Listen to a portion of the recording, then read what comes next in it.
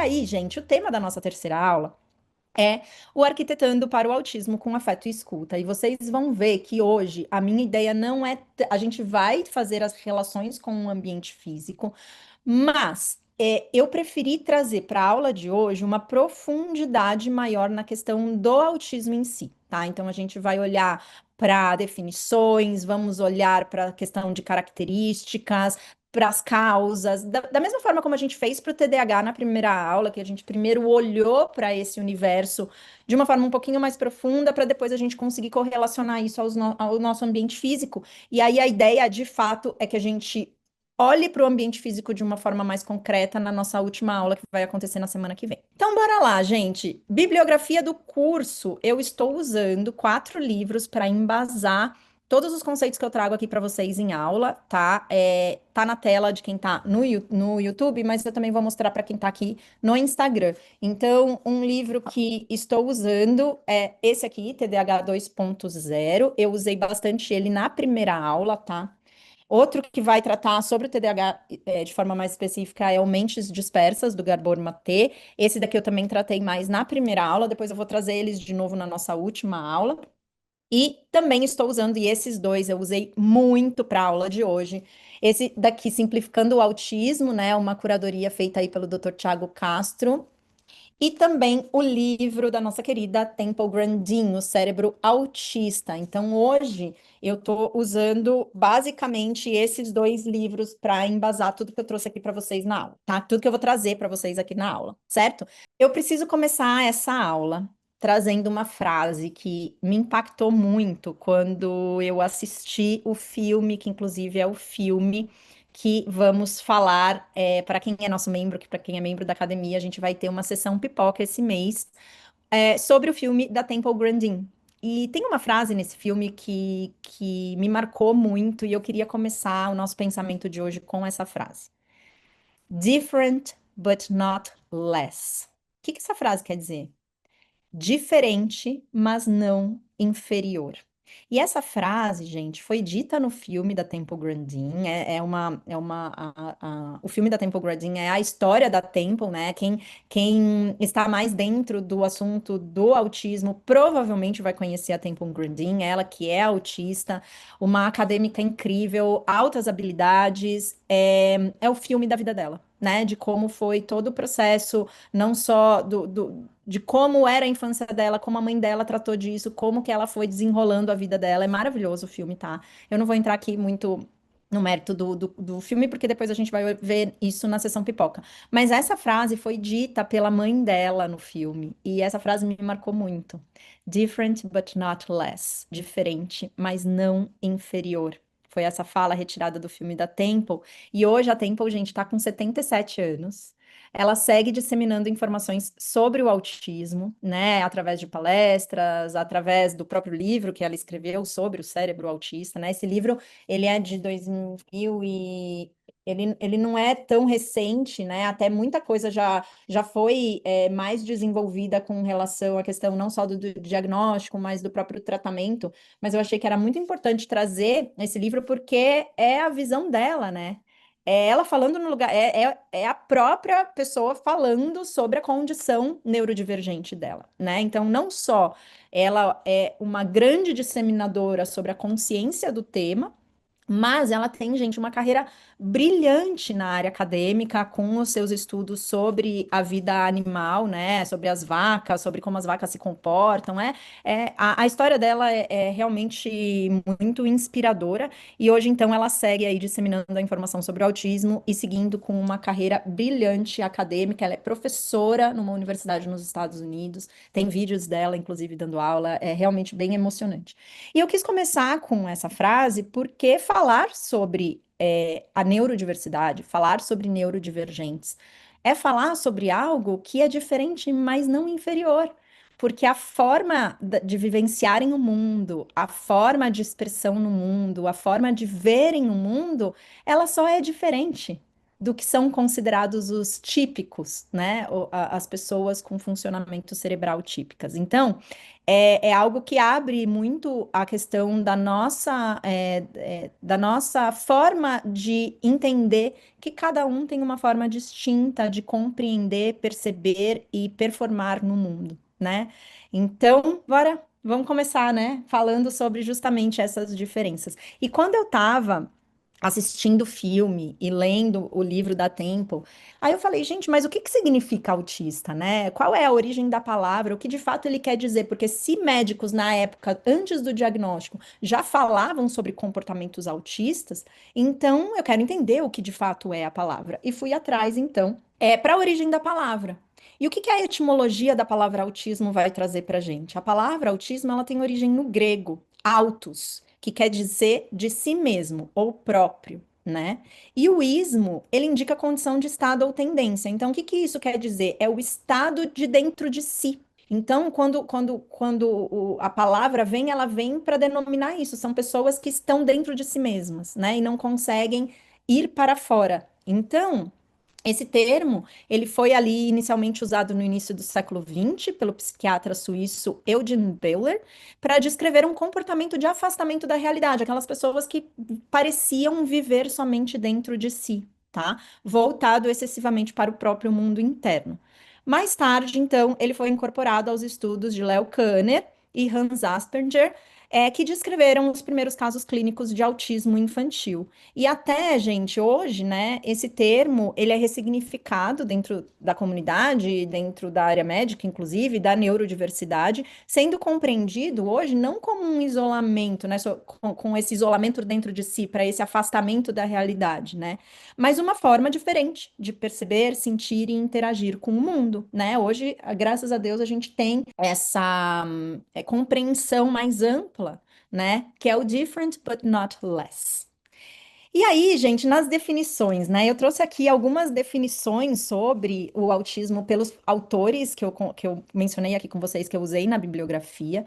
E a Temple, ela não vai trazer uma frase do tipo, o autismo é isso. Ela vai descrevendo muito da própria vivência dela, né? Então, ela conta que na vivência dela, inclusive quando a mãe foi buscar uma ajuda, um diagnóstico, né? Algo que, um tratamento, algo que pudesse auxiliá-la, ela vai em busca disso justamente porque a Temple ela tinha um comportamento destrutivo, uma incapacidade de falar, sensibilidade ao contato físico, fixação em objetos giratórios, etc. Então, no início, esses eram os comportamentos da Temple. E o autismo, então, é identificado pela observação e avaliação do comportamento. As observações e avaliações são subjetivas e os comportamentos variam de uma pessoa para outra, e aqui no livro ela fala muito sobre isso, né? E pela definição do livro Simplificando o Autismo, daí ele já tem uma definição mais direta, que ele vai trazer então para gente que o TEA é um transtorno do neurodesenvolvimento que manifesta seus sintomas de modo precoce, geralmente antes do terceiro ano de vida. Esse transtorno é caracterizado por gerar prejuízos na comunicação, dificuldade na interação social e pela presença de comportamentos e ou interesses repetitivos ou restritivos para coisas e pessoas. E ele afirma, inclusive, ali na definição do TEA, que ele é mais do que isso, na verdade. Ele é complexo, amplo e variável. Até mesmo a palavra espectro torna-se insuficiente para descrever com clareza toda a sua singularidade. Eu achei que era importante trazer esse adendo aqui na definição dada pelo Tiago Castro. Às vezes a gente tende a rotular, e mais para frente eu vou falar um pouco sobre a questão do rótulo. E o rótulo, vocês vão ver até no que eu vou trazer mais para frente, ele é importante, mas a gente não pode acreditar que ele é determinista, de que se essas são as características, elas são assim para todos. Não. No TEA, elas são muito variáveis, muito variáveis. Então, quando a gente fala, e aqui eu já vou trazer a questão do ambiente físico, de que eu vou projetar para uma pessoa autista fazendo só ali um checklist do que o ambiente deve compor, a gente já está começando errado, porque não necessariamente algo naquele ambiente que funcionou para uma pessoa com um transtorno vai funcionar para outra. E a gente vai ver isso daqui de uma forma um pouquinho mais direcionada quando eu trouxer as características, tá? E as definições, segundo o Manual Diagnóstico e Estatístico dos Transtornos Mentais, que é o DSM-5, e também a CID-11, né, a Classificação Internacional de Doenças da OMS. O TEA, ele está incluído na categoria dos transtornos do neurodesenvolvimento, né? Então, por isso, então, que ele faz parte aí dos neurodivergentes e desse guarda-chuva enorme que é a neurodiversidade, que a gente já tratou, inclusive, na nossa primeira aula. Ele tem uma origem no desenvolvimento neurológico, então, geralmente, no início dos primeiros anos de vida, da infância, né, antes dos 3 anos, e afeta a comunicação social e o comportamento, incluindo dificuldades persistentes na reciprocidade social, o uso de linguagem não verbal e padrões restritos e repetitivos de interesses e atividades. E pode vir ou não acompanhado de uma deficiência intelectual ou linguística. A gente vai ver isso depois mais para frente quando a gente falar sobre os níveis, tá? E apresenta ampla variação em intensidade e impacto funcional. Por isso, o termo espectro. E tende, então, aí a ser estável ao longo da vida. E exige aí, ainda dentro da definição do DSM-5, uma avaliação clínica criteriosa, multidisciplinar e baseada em critérios diagnósticos definidos internacionalmente. Então, é uma série aí que esses profissionais capacitados devem percorrer para garantir o diagnóstico correto. O diagnóstico mesmo, ele veio em 1943 com o Kanner, um médico da Universidade de Johns Hopkins, tá? E desde o início, qual era o tratamento? Era institucionalizar aquela pessoa, mandar para uma clínica e deixar que ela ficasse ali internada. O Kanner, o que que no início ele vai entender, assim, a partir dos vários casos que ele começa a estudar? Que primeiro ele foi para uma base biológica, não, parece ser algo biológico. Depois ele foi para uma base mais psicológica e do meio. Ele começou a ter um entendimento de que, na verdade, aquelas crianças, elas estavam apresentando aquelas características muito com base na forma em que elas estavam sendo criadas, que foi o que ficou disseminado aí como mães geladeiras, né? Que, não, essa criança, ela tá, na verdade, se comportando dessa forma porque a mãe não corresponde ao carinho, a mãe não dá carinho. E, gente, imagina o impacto disso para mães que estavam, na verdade, desesperadas tentando entender o que estavam acontecendo com aquelas crianças, né? Acreditava-se de que, na verdade, aquelas crianças estavam se comportando daquela forma por conta da mãe, né? E isso depois, o próprio Kanner vai entender que, na verdade, não era isso. Ele inverteu a causa do efeito. Então, não é que a criança se comportava de modo psicamente isolado ou fisicamente destrutivo porque os pais eram emocionalmente distantes, mas justamente os pais eram emocionalmente distantes justamente porque a criança não interagia. Então, ele conseguiu entender que, na verdade, esse afastamento dos pais não era por falta de tentativa dos pais, era justamente porque eles não eram correspondidos. Então, gente, olha que maluquice, né? Assim, a gente tem que entender que isso faz parte da história, né? Naquela época não se tinham exames que pudessem avaliar de uma maneira mais profunda, e dentro do que a gente vem vendo hoje, muita coisa aí está sendo mais clarificada, né? Quando a gente vai olhar para as causas, né, hoje o que já se sabe é que o autismo ele não tem uma causa única.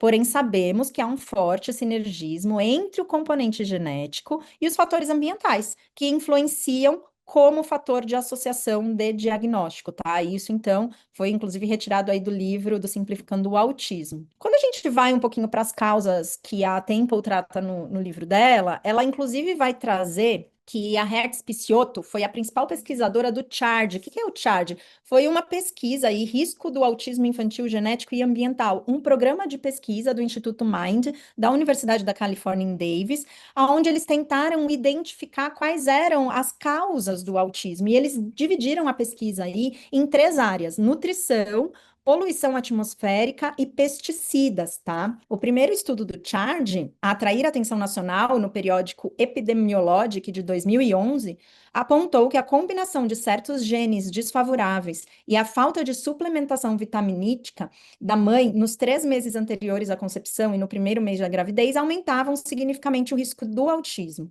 E um outro dizia que aquelas crianças nascidas em locais onde se vivia a menos de 2 quarteirões de autoestrada tinham mais probabilidade de apresentar o autismo, provavelmente por conta a exposição aos gases, tá, da combustão, né, de estar ali próximo a autoestradas, né. Outro estudo, um terceiro estudo do programa publicado em 2012, revelou que mais de 20% das mães das crianças com TEA ou atrasos no desenvolvimento tinham aí um sobrepeso, então também como um outro ponto a ser levantado. Só que aí, né, as causas, gente, ambientais, elas podem ser inúmeras, inúmeras. Aqui eu apontei algumas, né, questões de saúde, questões genéticas, mas o ponto principal que eu queria trazer aqui para vocês é que não adianta a gente também generalizar, né, virar e falar, ah, não, tem isso que é determinista e pronto. Que de qualquer modo, a gente precisa ter muito cuidado ao tentar buscar relações de causa e efeito entre os fatores ambientais e a genética. Como todo cientista sabe, correlação não implica causalidade. Então, a gente tem que ter um cuidado imenso. Sim, as pesquisas elas são fundamentais, elas estão nos trazendo cada vez mais pistas, mas a gente não pode, né, utilizar dela como algo determinista. Para cada um vai funcionar de uma forma diferente, né? Então, o que de fato caracteriza o transtorno? Então, o primeiro ponto de critérios para caracterização que ele traz são os déficits persistentes na comunicação e interação social em vários contextos. E aqui ele lista vários desses contextos, como limitação na reciprocidade emocional e social, com dificuldade para compartilhar interesses e estabelecer uma conversa, limitação nos comportamentos de comunicação não verbal usados para interação social, variando entre comunicação verbal e não verbal, pouco integrada e com dificuldade no uso de gestos e expressões faciais, limitações em iniciar, manter e entender relacionamentos, com variações nas dificuldades de adaptação do comportamento para se ajustar às situações sociais, compartilhar brincadeiras imaginárias e ausência de interesse por pares. O segundo critério de caracterização, ele traz os padrões repetitivos e restritos de comportamento, atividades ou interesses, conforme manifestados por pelo menos dois dos itens abaixo. Daí ele vai trazer 4 itens. E aqui, gente, eu grifei porque eu acredito que essa caracterização ela tem total a ver com o ambiente físico, tá? Movimentos motores, uso de objetos ou fala repetitiva e estereotipada, né? Estereotipias, alinhar brinquedos, girar objetos, insistências nas mesmas coisas, adesão inflexível a padrões e rotinas ritualizadas. O que que isso tem a ver com o ambiente? Nossa, o ambiente ele pode inclusive auxiliar essas pessoas, né, a ter essa previsibilidade maior. Ritualizadas de comportamento verbais ou não verbais, sofrimento extremo a pequenas mudanças, né? Dificuldade em transições, necessidade de fazer a mesma coisa todos os dias, interesses altamente restritos ou fixos, ou foco muito maior do que o esperado, e hiper ou hiporreatividade a estímulos sensoriais ou interesses incomuns por aspectos sensoriais do ambiente, mais a ver com o ambiente que esse impossível. Daqui a pouco a gente vai aprofundar um pouquinho mais nesse tema, tá? E aí, os critérios de caracterização, ele vai trazer os níveis, né, de gravidade ou necessidade de suporte do transtorno do espectro autista, segundo os critérios diagnósticos do DSM-5. Então, são 3 níveis, tá, que o DSM-5 traz. Nível 1 são pessoas que apresentam um relativo bom funcionamento com apoio, né? E apresentam prejuízos na ausência de um apoio. O coeficiente intelectual aí está preservado. Então, nível 1, ainda que seja que seja considerado leve, necessita o suporte. Na falta de suporte, pode ter um prejuízo, tá? Nível 2, outro conhecido como moderado, né? E necessita de um suporte substancial. Significa que, mesmo que tenha suporte, poderá apresentar dificuldades, tá? E pode haver, nesse nível 2, um transtorno no desenvolvimento intelectual. E o nível 3, conhecido como severo, necessita de suporte muito substancial. Prejuízos graves de funcionalidade, ainda que haja nível de suporte, tá? Então, mesmo com suporte, tem um prejuízo grande. E as pessoas que se encontram neste nível estão associadas geralmente à deficiência intelectual, como comorbidades e incapacidade nas habilidades e nas atividades da vida diária. Então, vejam que mesmo com esses 3 níveis, a gente também tem uma diferença muito grande dentro desse nível. A gente pode ter pessoas no nível 1 que vão estar com facilidade para mais umas coisas e outras não. Então, entendam também que dentro desses níveis também tem um espectro aí bem grande, tá?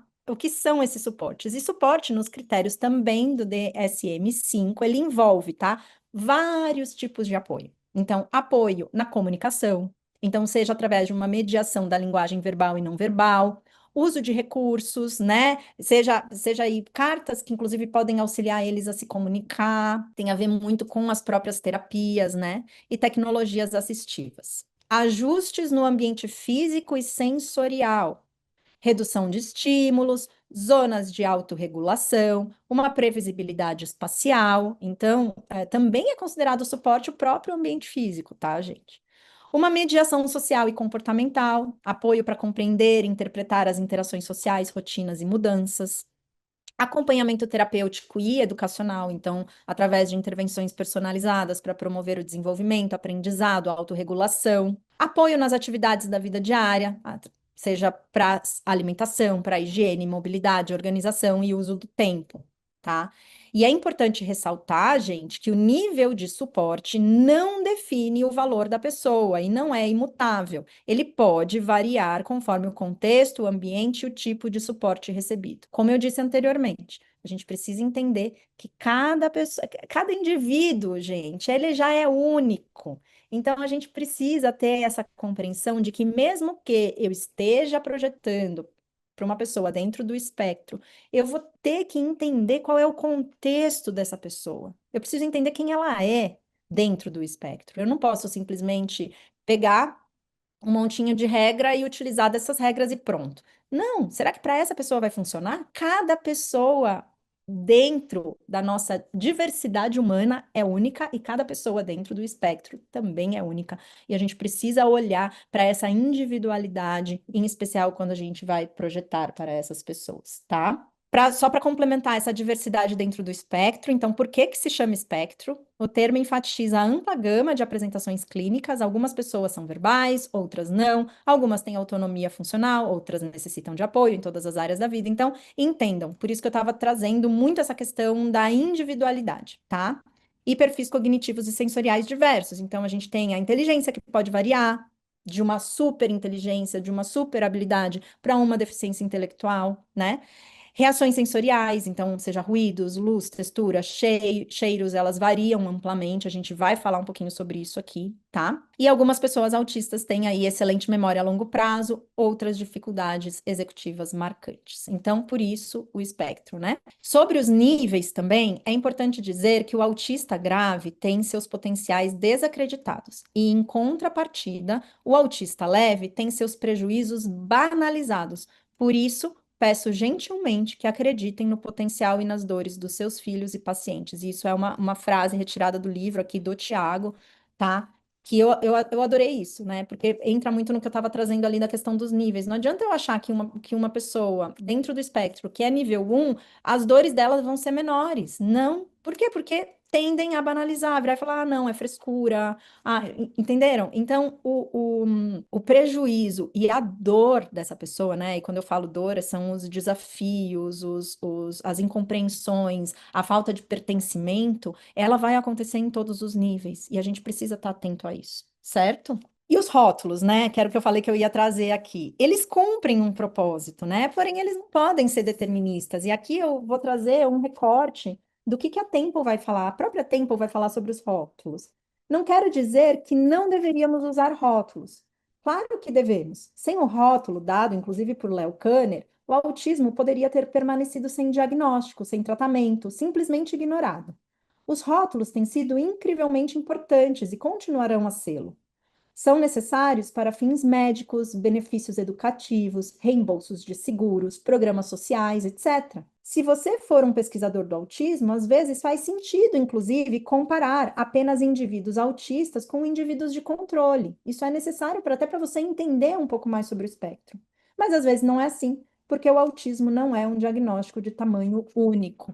Então, entendam, o rótulo ele cumpre um propósito, né? Mas a gente não pode utilizar dele como algo determinista. E por isso que eu quis trazer esse recorte aqui da Tempo para que a gente também tenha uma empatia maior, né? E um entendimento da própria complexidade. E aí eu queria, gente, nossa senhora, eu para variar nesse curso, eu tô só me estendendo, mas eu quero trazer aqui para vocês um ponto bem importante de sinais e alterações que já são verificados no primeiro ano de vida, São eles alterações motoras, alterações sociocomunicativas, regressão no desenvolvimento, alterações comportamentais, transtorno do processamento sensorial, conhecido como TPS, a gente vai aprofundar um pouquinho nesse transtorno, e distúrbios do sono. Então, no primeiro ano de vida, já há esses sinais de alteração, nos primeiros 12 meses, tá? E que eu considero que são essas alterações que são extremamente impactadas pelo ambiente? O transtorno do processamento sensorial. O que é isso? O transtorno do processamento sensorial é uma condição neurológica em que o cérebro não interpreta, organiza ou responde adequadamente às informações captadas pelos sentidos. Isso afeta a forma como o indivíduo percebe e responde ao ambiente. E por que falar sobre esse transtorno é fundamental na neurodiversidade? Porque esse transtorno ele não está somente dentro do espectro autista, tá? A gente vai ver isso também. Essa desregulação pode ocorrer em um ou mais sentidos, na visão, audição, tato, paladar, olfato, propriocepção, né, a percepção do corpo no espaço, e vestibular, o equilíbrio e o movimento. Por isso que, inclusive, muitas crianças apresentam aí um certo atrapalhamento, né, é, tropeçar, cair, não entender muito o corpo na própria espacialidade.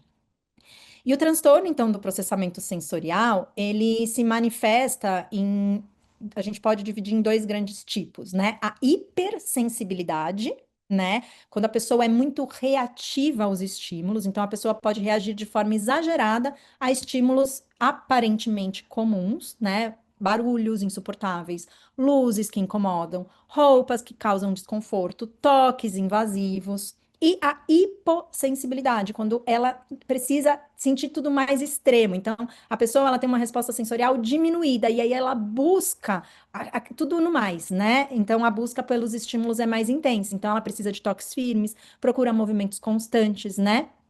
Pode não notar dor ou até a sujeira.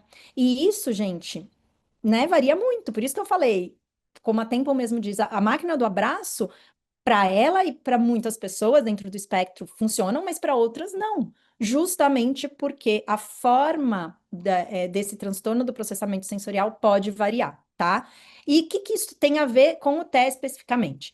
Embora TEA e transtorno do processamento sensorial sejam condições separadas, então, como eu disse, o transtorno do processamento sensorial, ele não tem somente a ver com o autismo, mas ele tem a ver com o próprio TDAH, ou ele pode estar isolado, então ele é um transtorno por si só, né? E ele pode estar correlacionados com outros. Cerca de 60 a 90% das crianças com o TEA apresentam transtorno do processamento sensorial, tá? Então, grande parte aí das pessoas dentro do espectro aparecem nessa condição. E também, como eu disse, podem aparecer aí em pessoas com TDAH, disfunções do desenvolvimento ou mesmo isoladamente. O que mais está dentro desse transtorno do processamento sensorial? Irritabilidade excessiva, agitação e busca constante por estímulos no ambiente, atração por fontes luminosas, reflexos, padrões geométricos e objetos giratórios, pouca reação ou intolerância a sons, então vocês veem, né? Ou é muito ou é pouco, emissão de sons repetitivos, alteração na sensibilidade térmica e dolorosa, autoagressividade, aversão ou busca pelo contato físico ou texturas específicas, incômodo com algumas vestimentas, rigidez ou incômodo ao ser pego no colo, dificuldades para corte de cabelo e unha, dificuldades alimentares gerais e seletividade alimentar com base no aspecto visual, textura, aroma ou paladar, e exploração oral dos objetos. E balanço o corpo repetitivamente, instabilidade postural e equilíbrio inadequado. Isso eu estou trazendo pontos desse transtorno do processamento sensorial lá na infância, tá? Que são os pontos que podem ser identificados nos primeiros 12 meses, tá bom? E um outro ponto que tem muito a ver com o ambiente são os distúrbios do sono. Os distúrbios do sono ocorrem em até 40% da população pediátrica geral, tá? Então, na população geral, 40% das crianças vão apresentar algum tipo de distúrbio do sono. Porém, no espectro autista, 80% dos pacientes apresentam distúrbio do sono, merecendo aí, segundo esse pesquisador, um tópico à parte devido à sua relevância. E o ambiente tem tudo a ver com o distúrbio do sono, tá? O distúrbio do sono é classificado em três categorias: dissonias, atrasos no início do sono e despertares noturnos. Então, aquela pessoa que demora a dormir. e fica acordando várias vezes durante a noite. Parassonias, que são os terrores noturnos e pesadelos, e os distúrbios de sono secundários a doenças físicas ou distúrbios psicológicos. No transtorno do espectro autista, a maior parte dos distúrbios do sono são dissonias, que são essas que, inclusive, são causadas pelo próprio processamento sensorial. Por quê? Porque ela não consegue desligar. Então, às vezes, informações que para uma pessoa que não tem o transtorno do processamento sensorial passa batido, como sons, né, luz no ambiente, para as pessoas que têm o transtorno, acabam causando essa dissonia. Então, a pessoa não consegue pegar no sono por conta de um barulho, ela não consegue pegar no sono por conta de uma luz. E às vezes esses estímulos acontecem durante a noite, você pode acordar durante a noite por conta desses estímulos, tá? Então, eu quis trazer esse tópico porque esse tópico é fundamental para o ambiente físico. Se a gente não tratar o ambiente físico, em especial para o sono, ele vai influenciar diretamente a qualidade de sono dessas pessoas, tá? Então, gente, na importância aí das nossas intervenções ambientais, todos os sinais iniciais podem continuar se manifestando na vida adulta. Então, esses pontos que eu trouxe ali dos primeiros 12 meses, eles podem continuar na vida adulta, dependendo aí do nível de suporte, contexto ambiental e perfil individual. Então, se a gente for ver os sinais nessa fase inicial, quando a gente vai se para ver se isso tende a persistir na vida adulta, a gente vai ver que alguns pontos aqui tendem sim, mesmo com suporte, como o transtorno do processamento sensorial continua, né? Alterações sociocomunicativas também continua, alterações comportamentais pode ser moderado a alta, distúrbios do sono também tende a continuar na vida adulta. Alterações motoras pode ser variável, suavizada ao longo do tempo, e a regressão do desenvolvimento daí não. Isso é só mesmo para essa fase inicial, tá? Todas essas variações e singularidades nos reforçam a ideia de olhar o ambiente de forma individual e personalizada, tá, gente? Por isso que eu estou o tempo inteiro trazendo que a questão da individualização é muito importante. Eu queria finalizar a nossa aula de hoje já trazendo todas essas informações para o contexto ambiental e não poderia deixar de mencionar Magda Mostafa, arquiteta egípcia que se dedicou profundamente a estudar essas características, condições e comportamentos do TEA para tentar entender como que o ambiente físico poderia ser mais inclusivo para pessoas neurodivergentes, tá? E ela, ao longo aí da sua pesquisa, ela criou um guia, um index que se chama Aspects, que é um guia de pontos do ambiente que a gente precisa estar atentos para desenvolver projetos mais inclusivos. Mas, basicamente, o Aspects aí, esse índice de design para o autismo, foi desenvolvido então pela Magda Mustafa, e é o primeiro conjunto de diretrizes de design baseados em evidências voltado especificamente para ambientes físicos destinados a pessoas com transtorno do espectro autista, o TEA.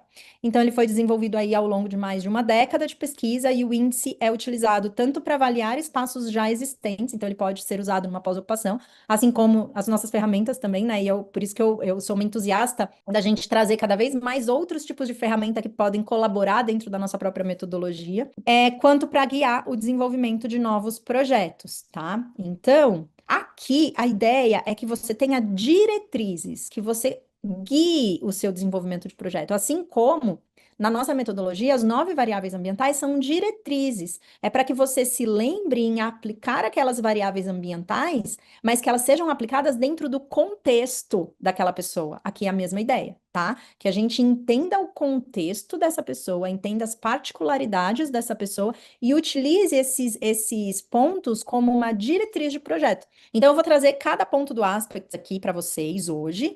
Então, acústica, sequenciamento espacial, espaços de fuga. O C seria de compartmentalization, né? Compartimentalização, então, às vezes, deixar muito claro a atividade dentro daquele espaço. Transições, zoneamento sensorial, então, sensory zoning, e, por último, a segurança. Então, essas são as diretrizes que precisam ser pensadas para as pessoas dentro do espectro. Mas, como eu disse, dentro da nossa diversidade, da nossa neurodiversidade, de que cada pessoa vai sentir o espaço ao seu modo, esses aspectos também continuam sendo fundamentais. Ainda mais no mundo que a gente vive hoje, de tantas informações sensoriais. Quanta gente aí já não está, ó, no limite do que pode processar sensorialmente e do quanto todo mundo precisa ter um escape, um ambiente em que você consiga regular também os seus sentidos. Certo, gente?